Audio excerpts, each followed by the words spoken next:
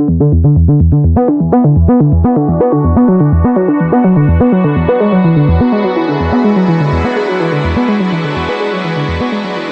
to World Policy on Air, a weekly podcast from the pages and website of World Policy Journal, published by the nonprofit World Policy Institute in New York. I'm David Alpern.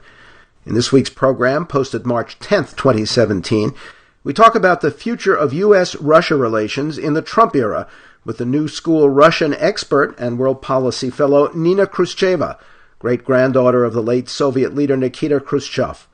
We'll also point out top features in the new WPJ winter issue, cover line Interrupted, with the unique perspective provided by all female writers and editors.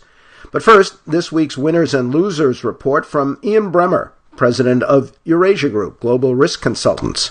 Winners and losers for you. Donald Trump tweeting over the weekend. Journalists, lots to write about, but half of the country thinks they're illegitimate. Loser. White House staff, losing. They're on the back end of everything Trump does. Jared and Ivanka, loser. On Saturdays when they're not involved, Trump goes crazy. FBI Director Comey, loser. He literally has an impossible job. And the intelligence community, loser. They're getting dragged back into politics whether or not they want to.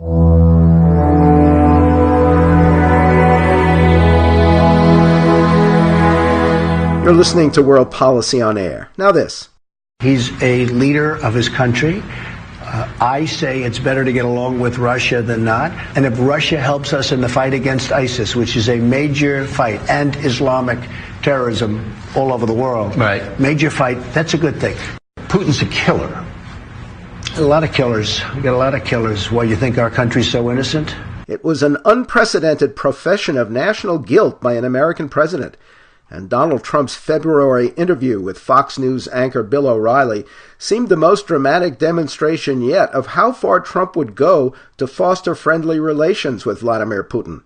It also came under the cloud of related investigations into alleged Russian hacking to tilt last year's election to Trump, into alleged connections between the Trump campaign and Russian intelligence, and into admitted potentially illegal pre-inaugural discussion of Obama sanctions on Russia with its ambassador to Washington that led Trump to fire the controversial general he'd named his first national security advisor. As president, Trump did okay a minor easing of the Obama sanctions to permit sales of U.S. encryption technology, of all things. For all that, however, the first days and weeks of the Trump presidency were marked mostly by major Trump appointees' strong stands against Russian adventurism and in support of NATO, the larger European alliance, embattled Ukraine, fearful Estonia, Latvia, and Lithuania. Where White House-Kremlin relations go from here is the subject of a WPJ blog Talking Policy feature with new school Russian expert and world policy fellow Nina Khrushcheva, great-granddaughter of the late Soviet leader Nikita Khrushchev. And we revisited that conversation recently for this podcast. Professor Khrushcheva, welcome back to World Policy on Air. Thank you very much. With clearly mixed messages coming from President Trump, Vice President Pence, and Defense Secretary Mattis, what are the key issues you see now between the U.S. and Russia? Well, everything. I mean, the minute the word Russia or Putin comes up in a conversation, I mean, it seems that all hell breaks loose and, America is really charging into the Cold War mode like it has not even been since 1960s, I believe. Having said that, I think there are questions that are obviously on the table. One is the question of Ukraine and Crimea and the easing of sanctions or not easing of sanctions, and we do hear somewhat conflicting messages, although they do seem to be getting on the same page, both President Trump and his advisors, is that Russia would be held responsible for the Crimea annexation, which is somewhat different from Trump's original stance that, who cares, and, Russians are not even in Ukraine at all. So this is something that has been discussed. As for the easing of sanctions, in fact, you mentioned that Trump okayed a minor easing. Actually, as we now know, that was a very technical procedure, and the reason it is being discussed only because Russia is, as I said, on the forefront of every conversation about American foreign policy. So that's really not necessarily easing of the sanctions, but it's just the attention to the complexity of how the sanctions, if they are to be eased, are going to play forward.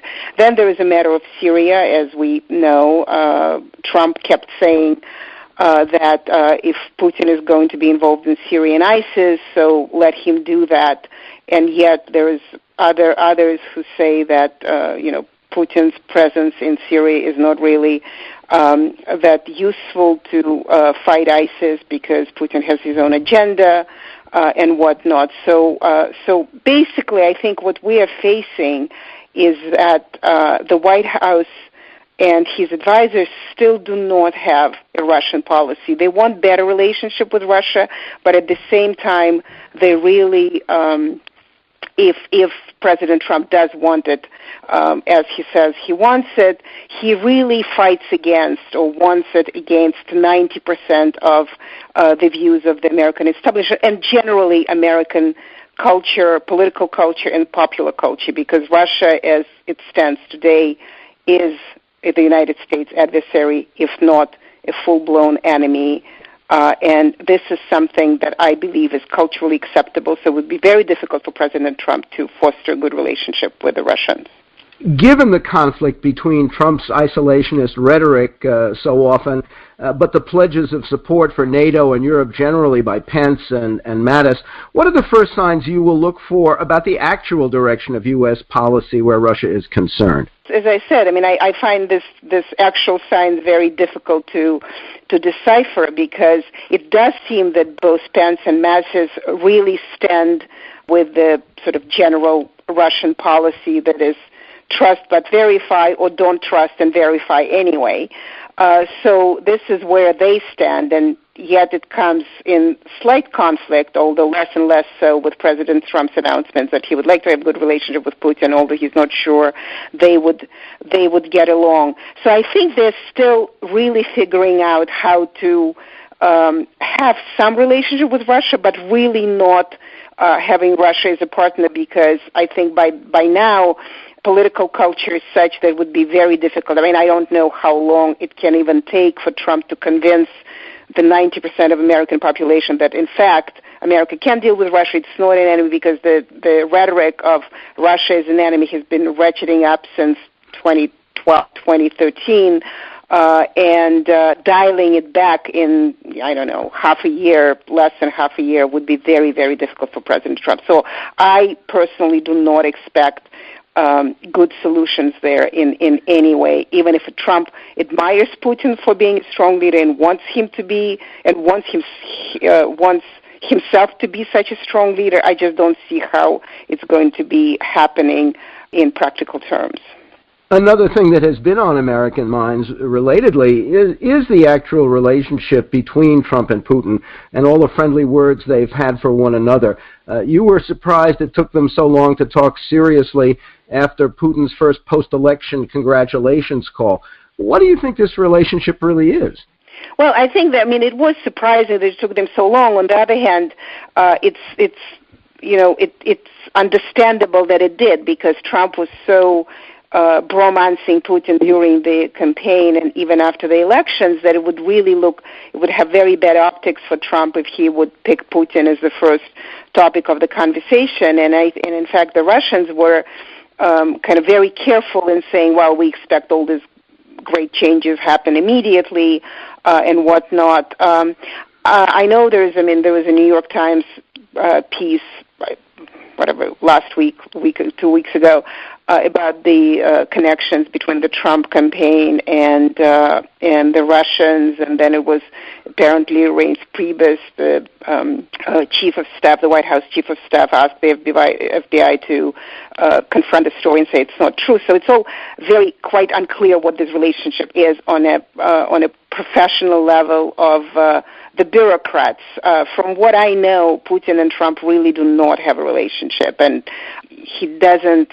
From what I know, and who knows exactly, they're really. I know Trump really was eager to have some business connections, much greater business connections that he might have with Russia, but it really didn't pan out, because from what I know, once again, Putin didn't really take take this businessman seriously enough.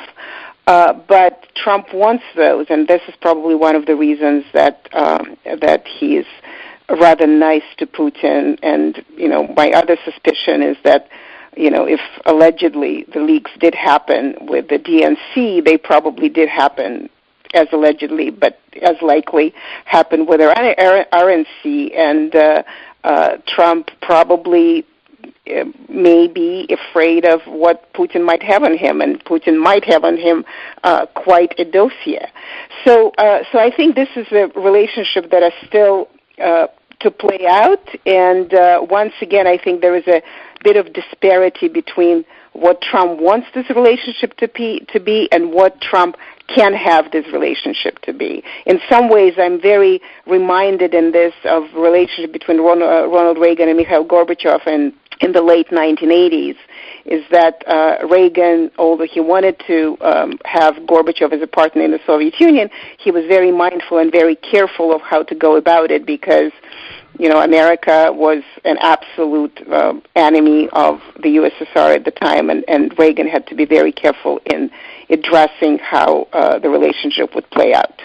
Some found it suspicious that no recording or transcript of the later call between Putin and Trump was made public. Were you surprised by that, or by the official reports of what was and what was not said?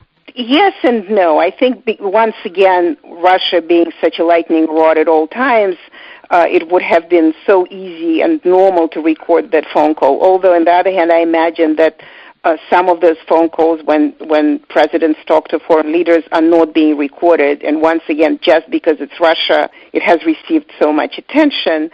It is interesting that although originally it was announced that it would be just a Trump-Putin call, then there are other officials got involved in it, and so there was some verification was happening. I do think from what was reported was kind of dramatic for me, is because it did show, not that I expect Donald Trump to be particularly knowledgeable in foreign affairs or any other affairs, because a lot of it, obviously, as we know, for him, being in the White House is a business deal that he has arranged to promote his career. Good for him. But his complete misunderstanding of what nuclear situation in the world is, what kind of obligations the nuclear powers have and whatnot, and that really, I find frightening, because even if Trump wants to be Putin and thinks Putin is a great guy because he's a strong leader, Putin actually is very savvy, knows exactly what he's doing and saying. And the fact that Trump often presents himself as such a novice in those matters really open America up to potential manipulation from the Russian government or many other governments around the world. In that regard, what was your reaction to the Backchannel peace proposal for Ukraine that came through Trump's personal lawyer and a former business associate, though the lawyer later denied actually passing it on to National Security Advisor Michael Flynn just before he was forced out? We do know that Backchannel proposals of all sorts happen with all countries, and once again, the reason we're talking about it is because it's Russia, and anything Russia does is always up for scrutiny and whatnot. I mean, Backchannel peace proposal is fine. I'm happy if there is any peace proposal that actually can work in Ukraine, would be fine. It's just because I don't believe that neither the Russians nor the Americans would have Ukrainian interests in mind. That really becomes a very dangerous thing, because Ukraine is really not some, tiny unknown country. Not that tiny unknown country should be handled without their approval.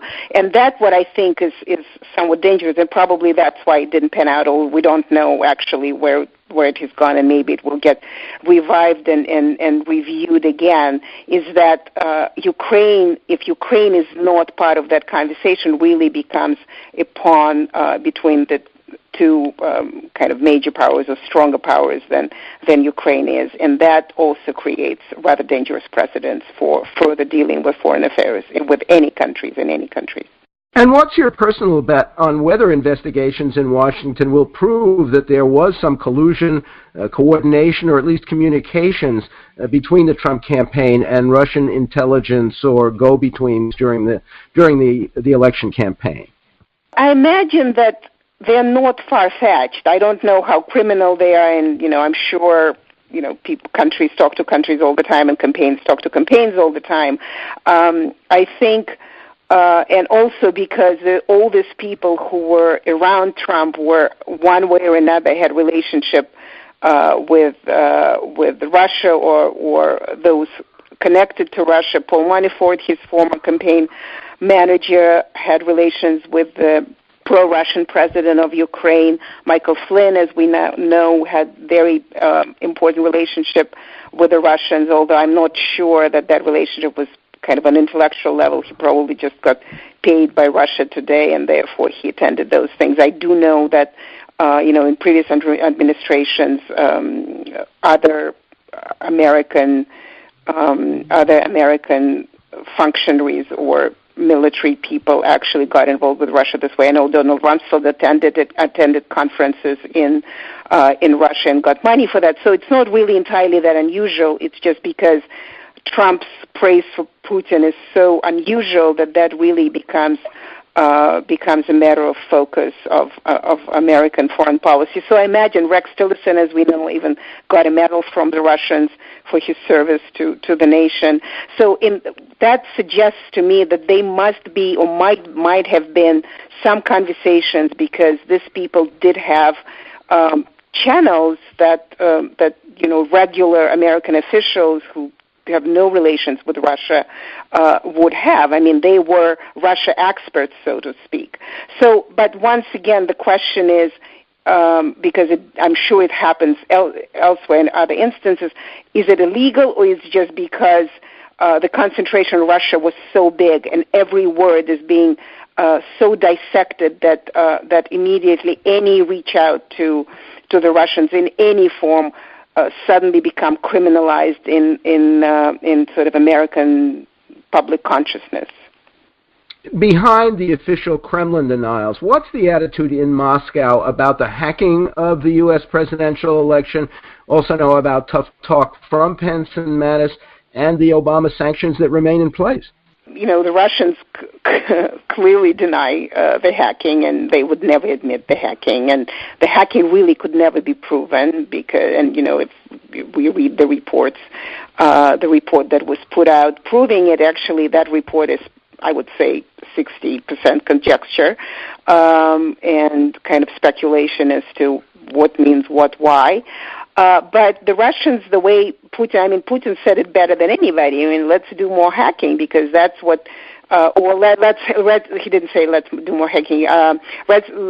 Great that information got released, because it does show how hypocritical American democracy is. And so that's what their line is. Whoever did this really did the service to the nation, because the nation should really look at itself in the mirror and, reconsider its actions of how to handle other countries and kind of get humbled and whatnot. Of course, it didn't happen, but that's the Russian stance, is that when America got humbled, and instead of actually kind of look at itself and understand its imperfections, what do? They do a typical American thing. They just blame us. So that's the reaction of the Russians generally.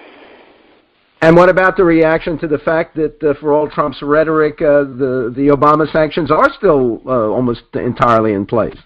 Well, that's the thing. And the Russians were saying, they were hopes that Trump would take it down, and I do believe that the later sanctions, the end of December sanctions, Putin's response to them was rather kind of mute and very level-headed, is because there were expectations that the minute Trump comes in, he would start procedures of figuring out how to take them down. But once again, as I said at the beginning, is that very difficult. Whatever he wants to do really flies in the face of 90% of opposition to Russia in American political establishment and the sort of cultural perception of Russia, and I'm sure he's faced with this reality, which would absolutely, I mean, if anybody knows anything about foreign policy, already knew that it would happen in the summer, and so his administration, the Mattis and Tillerson and Pence, they do play this kind of counterbalance to Trump overtures. And in some ways, actually, I think it does work for the administration, because it is possible that while we're looking at Mattis and saying, well, these people are reasonable in relations to Russia, Trump, who is, as he keeps saying, he's the big dog, he's the most important one, and he makes all the decisions, actually would work to take down sanctions and kind of make a deal with personally Vladimir Putin, and then say, well, look, that's the relationship that matters to us the most. And another thing about the Russians is that since the Russia run by the top dog at all times, that whole vertical of power is all about that. You run from the Kremlin. So they do listen to Mattis, sort of, or Pence, but in their view, it's Trump who makes all the decisions. So in Russia, the attitude is to wait and see, but expecting that Trump would fulfill his so-called promises and actually would try to foster the relationship with Russia. I think for Trump would be very difficult to go against American political reality, not the Russian one. If Trump is of a mind to achieve some sort of détente, what do you think the shape of that détente might be? I mean, let's put aside easing of sanctions. That's obvious. I mean, can you see changes in military positioning in Ukraine, around Ukraine, in Europe, or something that had to do with Syria, or something that had to do with China? What are the areas that you can see some improvements that Americans might accept? Well, I mean, I'm actually not I'm not really holding my breath for that détente. I think it would be very, very difficult to push through for Donald Trump, and I think Vladimir Putin is going to wait for some while, but he's not going to wait for a long time, and so Trump can turn as equal American adversary as, Barack Obama was for Vladimir Putin, just because Trump wouldn't deliver on the so-called promises. I mean, he didn't really promise, but the expectation was there. I mean, yes, they can. I mean, China could be a good example, because Trump does seem to be somewhat critical of China, although he does changes his mind once in a while. So he's somewhat critical of China, and could be something, kind of a proposition that Putin gives up his close relationship with China for a close relationship with the West. It's entirely possible. I don't know how it's practically achievable, because on one hand, Putin may want to go that direction, but he's mistrustful of the West as much more that he's mistrustful of China. So that could be an interesting balance. There's also Iran issue. Once again, Trump is very critical of the Iran deal that Barack Obama had last year. So Putin would be asked to give up his relationship with Iran for closeness to the West. Again, don't know how it is practically achievable, because Putin is not going to give up his blooming sort of slightly increased influence in the Middle East and the Persian Gulf. So he's not trusting the West, because he already had this example of NATO expansion, which you cite to the deathbed, is that the West promised that we're going to be part of the West. There's no opposition, there's no contradiction, and suddenly all these Baltic countries got admitted into NATO, and Russia was left with nothing. So I think it is a very important question. I'm not sure I can predict how it's going to play out, because ultimately the Russians would trust the West more than they would trust the West. So this kind of deals should be constructed very, very, very, very carefully. Putin wants to be part of the West. Russia wants to be part of the West, but it really doesn't believe that the West will ever take it, and therefore Russia, in geopolitical terms and strategic geopolitical terms, feels that it's much better off with those who are ultimately also in opposition to the West. Do you see in this soup of contradictions the beginning of a new world order?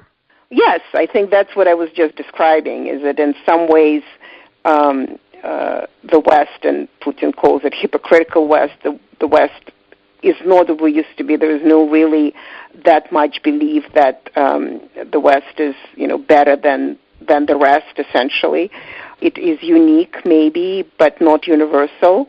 All these other actors who feel that they are being mistreated by the West or slighted by the West would look at Russia to find a way to kind of rise up in their own this new global world order, which of course Russians call the multipolar world order, but ultimately it's about anti-Western world order. So yes, I think it is a great probability, and that is actually something that terrifies me the most, because the American president of the country that is supposed to be the glue and the nucleus of that Western world order himself every day debunks it and really makes it so easy for all these other non-Western actors to attack it and confront it and reconfigure the system that ultimately, nobody has offered us a better one. Given your unique perspective on the former Soviet Union and on contemporary Russia, what's the best advice to the American people you have now that Trump is president? I don't know. I don't have an advice. I just think it's the most incomprehensible and despicable thing that happened, that we do have the President of the United States whose rhetoric is worse than those of the enemies of the United States. So yes, I don't know. I mean, I'm shocked. I read literature. I think it's important because ultimately the lust for entertainment and a soundbite got us here. So try reading books. Read Huxley, Brave New World, because that's where it all began. Read George Orwell, 1984. Read Vladimir Nabokov, Ben Sinister. Sort of educate yourself in how to handle autocratic leaders, because Trump certainly seems like he's a novice autocrat. Go to a museum. I really think that people should start getting more educated and kind of question their leaders much more than Americans got used to. So Americans, stop being gullible. Don't believe what the state tells you. And if you have a choice between the media and the White House, choose the media. But the flip side, you said in your earlier conversation with WPJ, is not to pay so much attention to Hollywood, to the kind of scenarios we see in the movie Salt with Angelina Jolie, other espionage fiction. It is true that the first days and weeks of the Trump administration seem to be weirder and wilder than anything you can see in Madam Secretary or Scandal on television.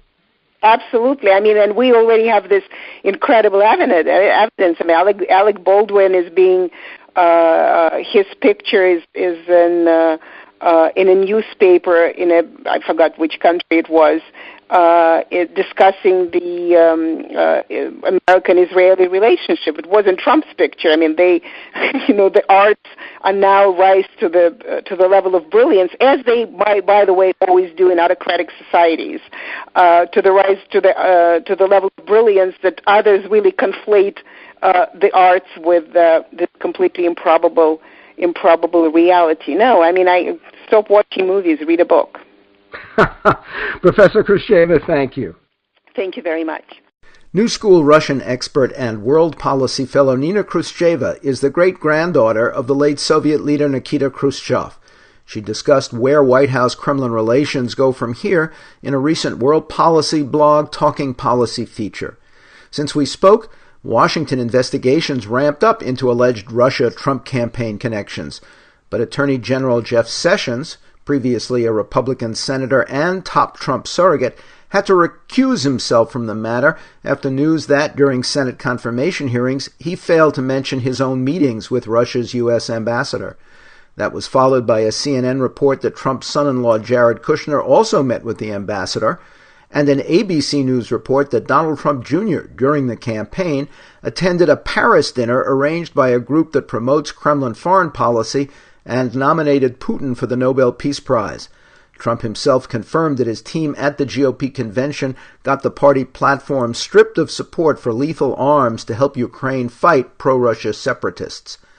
In Moscow, even as some officials decried what they called a witch hunt over reported Russia-Trump contacts, state-backed media did not hesitate to headline, quote, Sessions scandal and constitutional crisis, nor to question Trump's real will or power to improve relations. Quote, Trump's entourage is making every effort to ensure that the previous administration's anti-Russian policy is continued, said a March 4 Sputnik article by a member of the Duma's Committee on International Affairs. And Moscow deployed what a top U.S. general this week called a prohibited ground-based cruise missile that threatens, quote, a risk to most of our facilities in Europe and to NATO.